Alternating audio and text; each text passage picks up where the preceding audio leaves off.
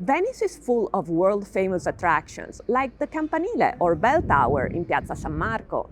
But for every popular attraction, we think there's another place that's just as great that you should check out. So for Venice B-Sides, we're going to introduce you to the Bell Tower on the island of San Giorgio.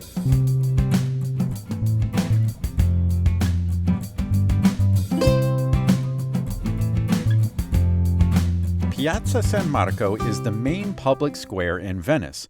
One of the things that makes it so recognizable is the bell tower, Campanile di San Marco. It's not attached, but it is part of the cathedral, Basilica di San Marco. This configuration of a freestanding separate bell tower a few meters away from the main cathedral is not uncommon in Italy. You will find it in other famous cities such as Florence or Pisa.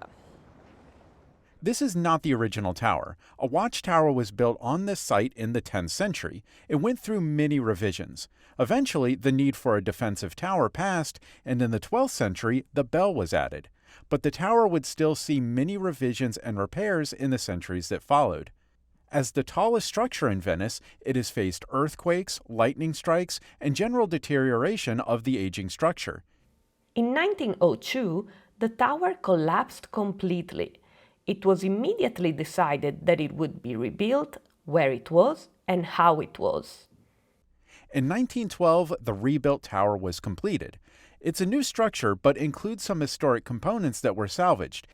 In 1962, an elevator was installed. So now you can go to the top of the tower to see some of the most impressive views of the city.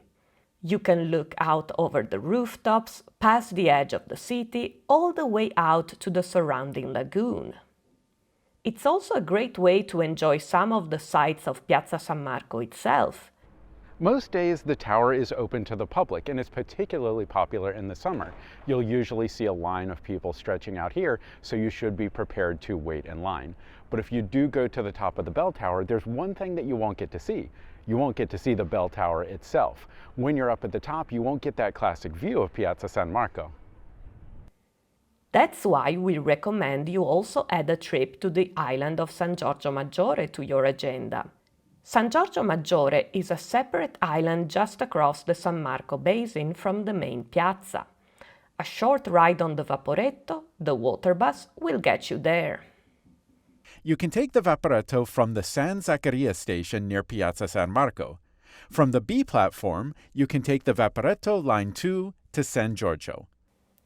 On the island, you'll find the Church of San Giorgio, complete with its own campanile. Just go into the main door at the front of the church. Inside, you'll see signs leading you to the campanile. There will be a much shorter line, and sometimes there's no line at all. Buy your ticket and take the elevator to the top for even more spectacular views of Venice. You can enjoy the wide vista and survey the entire city, including that classic view of Piazza San Marco, along with the famous Campanile. And while you're on the island of San Giorgio, why not visit the Borges Labyrinth? You can take a guided tour where you can explore this beautiful labyrinth of boxwood plants.